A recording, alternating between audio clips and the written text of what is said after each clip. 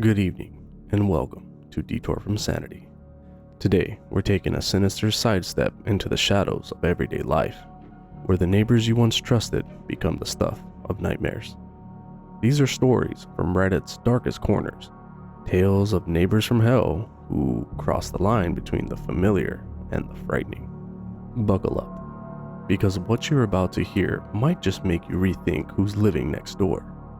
Sometimes, the path to sanity is just a detour, especially when it leads to the most disturbing neighbors imaginable. Let's begin. This first story comes from Reddit user MikaJet. I had a really creepy neighbor, probably early 40s male. I was in 7th grade when I first met him. He was a very nice guy, but he had something off about him. My mother is very patriotic. Our whole house was red, white, and blue inside. One day, walking home from school, he is sitting in his front lawn and tells me he's having a red, white, and blue sale in his backyard and I should check it out. I told him sure, but I needed to go get money first and walked off. My neighbor directly to the side of me was a big guy, mid-30s, covered in prison tattoos, but had turned his life around, although very intimidating if you don't know him. Since my parents weren't home, I went to his house and told him. He walked over to the guy's house with me and he took me to his backyard. Sure enough, it had red, white, and blue items for sale. I still thought something was off. 2 years later, he was arrested for attempting to get a child into his house. Edit for clarification. I knew not to go into this man's backyard, which is why I went to my neighbor instead of knowing he would protect me. I also wanted someone to know about it just in case he tried to come to my house. This next story comes from Reddit user Earwax Sculptor. Neighbors moved in across the street from me when I was in middle school. They were very odd people that kept to themselves. It was obvious they had 2 small children that were adopted. One day, not long after they moved in, the lady came over and apologized to my parents that her kids were always screaming and crying. I remember it being really strange because neither me or my parents ever really heard the kids screaming or crying. Not soon after that, my father was home and he hears the lady screaming in her backyard. He goes over and she's screaming that she found the younger of her 2 children unresponsive in the backyard. Police arrive and, unfortunately, the kid is dead. Then things got real. Tons of cops, unmarked vehicles, police lines. Looks like a movie to middle school me. Turns out she beat the kid to death and tried to stage it like the kid fell and hit his head on the back patio. Then we found out much more. Our new neighbors moved out of their last house because they weren't welcome in the area. Numerous previous neighbors reported them to Child Protective Services for abuse. We find out it was literally a local news story in the area they lived in. Now, this was in the 1980s, before internet and all that, so you can hide your skeleton much easier back then. They only lived across from us for a few months before this went down. Pretty shitty story. Oh, and one more thing. The murder charge/investigation revealed the children weren't even legitimately and legally adopted. They were basically purchased. This next story comes from Reddit user Charlie2135. The next door neighbor had a Corvette, and one night I awoke to flashing lights and a squad car on his lawn. I assumed someone had been caught stealing his car and went back to bed. Another neighbor asked me the next day if I knew what happened. I said I assumed someone was caught stealing his car, and the other neighbor told me that the guy's girlfriend committed suicide. The next day, the couch was sitting on the lawn with bloodstain on it, and it stayed there for a couple days. The neighbor moved out shortly after. Several years later, the district attorney stopped by our house and asked us if we were friends with the neighbor, which we said no, as we only had just moved in. We said, "Are you talking about the guy whose girlfriend committed suicide?" He said it definitely was not a suicide. This next story comes from a now deleted Reddit user. In 2020, I was in the 2nd year of graduate school. Even before the pandemic, many of the classes were online instead of in person. Normally, this was not a problem, but since my parents lived in a rural area, I had to commute to use the school's internet for my schoolwork. When COVID hit, all of my tests had to be taken online, and the literal 3 megabytes per second my parents got on their satellite internet connection would not be good enough to help me with my schoolwork. If my university were to lock down and send students home, I would have had to withdraw for a semester. Since this was not an option, I began searching for apartments in a smaller college town. After a short search, I was surprised to find an opening at the student complex 3 miles from campus. Not having any other option, I signed a lease and moved in the next week. Eventually, my predictions came true and the university locked down. I felt extremely lucky to have one of the few coveted spaces in town. Even as I walked into the office to get my keys, there was literally people crying on the steps. Did you know someone with COVID? Did they have a bad home life? I thought. I genuinely felt bad for them, whatever their situation. I thought I had dodged the bullet. Little did I know that things were about to take a turn for the worst, fast.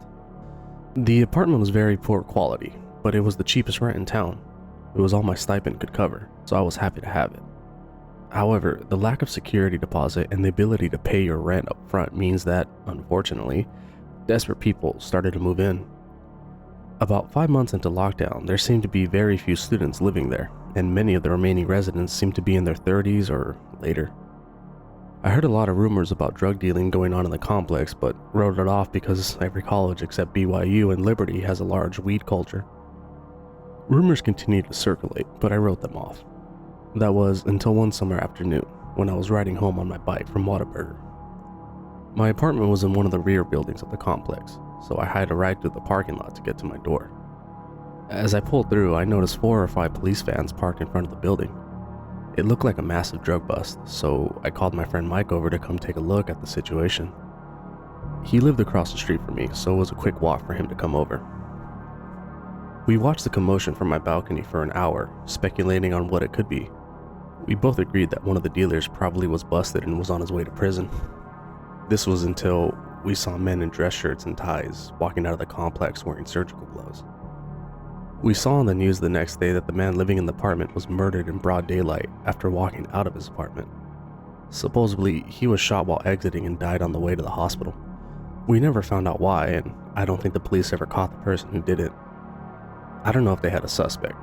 All I know is that I was glad I was out when all of this was going on. At the very least, I could have witnessed something that would have scarred me for life.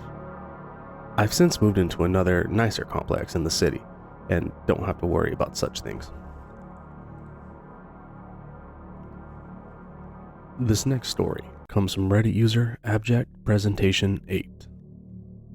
This was in 2004. There was a street that ran behind our house, and one morning when I was up for school, I saw a lot of police cars and an ambulance parked in front of the house across the street from ours. My mom and I had an idea of what happened, but we assumed there was a medical emergency. Later that afternoon when I got home, my mom told me she found out what happened on the news. A blind woman and her adult son lived there. He stabbed his mother to death very early that morning as she was sleeping. Apparently, he had some mental health issues. I remember feeling so unsettled that poor woman couldn't have defended herself, and that it happened as we slept only 50 yards away. Then it happened again some years later after I had moved out, the next street in front of the same house. All the homes were duplexes, and that woman's neighbor got in through a shared attic space one night to rob her. She woke up and fought, but he overpowered her and stabbed her to death. Even crazier, before police figured out who did it, the man was doing news interviews in front of their duplex, talking about how nice of a person she was. This next story comes from a now deleted Reddit user. I'm not sure if I've been traumatized or if I'm just overreacting, but my mom's neighbor was murdered recently, and I'm really struggling to cope. The thing about this is I grew up in my mom's house for 18 years and moved back recently to an apartment 5 minutes away, so I'm over at her house often. I grew up with these neighbors and got somewhat strange vibes from all of them, but really liked one of them, the dad. He was always very kind and likable. He and his wife had issues and they had 4 kids, one of whom was mentally unstable and was living with her parents well into adulthood. I always got an eerie vibes from her, but I always just chalked it up to being a manageable dose of anger or a severe mental illness. She had also gone through a severe trauma in her teen years that kind of explained the instability. Well, I showed up to my mom's house on Thursday. The daughter was outside appearing to have a full-on mental breakdown, laughing non-stop and talking to herself quickly and strangely between laughs. It seemed like she's never even paused for a breath. I was afraid, I won't lie. but I knew another neighbor had called the police, so I thought it was just going to be handled. I will never forget the look on her face though. She had been laughing all day long for hours on end, and her face had changed a strange color of a bright red and orange. At one point, she was laughing and talking to herself while looking directly at me. By the end of the evening, she was inside and the house was quiet, and I stupidly assumed her state had somewhat lessened. You would think I would know how bad it was and how dangerous she was from the description, but if it's someone you know or even just see regular, somehow you just don't consider that they can be dangerous as what you hear on true crime podcasts. The next day, police and ambulances came and taped off. The house. I assumed it was a suicide at first and was only a little surprised. Then we found out she had murdered her father. He was a sickly and frail older man who had been taking care of her alone out of compassion. The photo of her crazed mugshots with scratch marks on her face from him fighting for his life, the image of seeing the two of them together seemingly happy and normal, the image of her red and orange face, and the idea of his horrific last moments haunt me. I can't process it. I can't find a lot of info about the neighbor being murdered, and I don't know if I'm just overreacting or if this is trauma. This last story comes from a now deleted Reddit user. Let me preface this by saying that in my early 20s, I was a complete disaster and admittedly made a lot of poor choices. Luckily, I survived, and now I have a treasure trove of interesting stories to tell. When I was 21, I found myself living without a place to live. On the first night, I went to a bar where a friend was performing stand-up comedy. I started drinking at probably 2 p.m., so I was pretty gone by the time Creepy Man enters the picture. Creepy Man was a friend of the guy performing stand-up comedy. The four of us hang out at the bar until closing. I mentioned to Creepy Man that I don't have a place to stay, and he invites us all over to spend the night. Creepy Man was a decade plus older than the rest of us and was breaking out into shaman chants all night long, but a bed is a bed, right?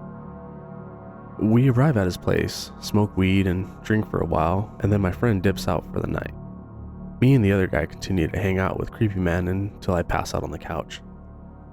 I woke up in the morning and I'm all alone. Creepy Man gets up soon after and brings out some woman's clothes in my size for me to change into. I thank him and pick out an outfit. Then we talk more about my situation, and he offers me to stay there as long as I need. He tells me a story about losing his wife and kids and tells me I remind him of his daughter. We spend the day together. We meet up with a schizophrenic guy collecting rocks that he knows. We split a meal at BK, then we go back to his house. He wants help doing the dishes, so of course I help. At this point, he lets me know that the water is shut off, so he has to go get water out of his neighbor's spigot. This is when I start getting suspicious, and it's dawning on me that he is homeless and squatting. It's getting late and I'm an hour outside of the city, so I decide to spend the night and peace out in the morning. He says I can stay in the spare bedroom and lets me wash up with a bucket of water before bed. I'm in the bathroom and I hear him pacing in the hallway, talking to himself, saying something to the effect of, "I'm not going to do it. Don't get any ideas."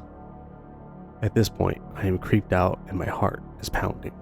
I leave the bathroom expecting him to be standing there with a knife, but he's not. He tells me I'm safe and how he's not going to try anything with me because I remind him of his daughter. I smile and he shows me to the bedroom. As we enter the room, he says something like, "Don't be scared of the blood. It's just from the homeless man that got into a fight." My heart drops, but I politely say goodnight and shut the door, locking it. I can't remember if it was a bunk bed or not, but either way, I remember staring up at a large blood stain above where the bed is. At this point, I'm 90% sure I'm going to be murdered and trying to figure out how to get out of the situation. Creepy guy is still outside pacing around and talking to himself. I decide to wait it out until morning when the buses are running again. So I open the window and take off the screen part. I turn off the lights. I stay dressed with my shoes on and keep my bag right next to me in bed. I lay there all night prepared to fight and escape at any moment. Luckily, dawn breaks and I'm still alive, so I sneak out of the house and catch a bus back to town. He texts me throughout the day asking if I'm coming back, and I ghost him. I haven't seen him since, but I occasionally wonder what was going on with this dude and how close I truly was to being murdered or at least assaulted.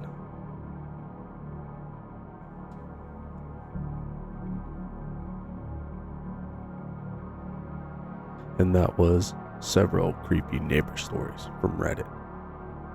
Thanks for taking this creepy detour with us on Detour from Sanity. Remember, not everyone is who they seem to be. Sometimes, the scariest neighbors are just the door away. If you enjoyed this journey into the dark side of the neighborhood life, hit that subscribe button and ring that bell so you won't miss what's coming next. And always remember, sometimes the scariest neighbors can lead you down a dark detour from sanity. So stay alert and keep your doors locked. Good night.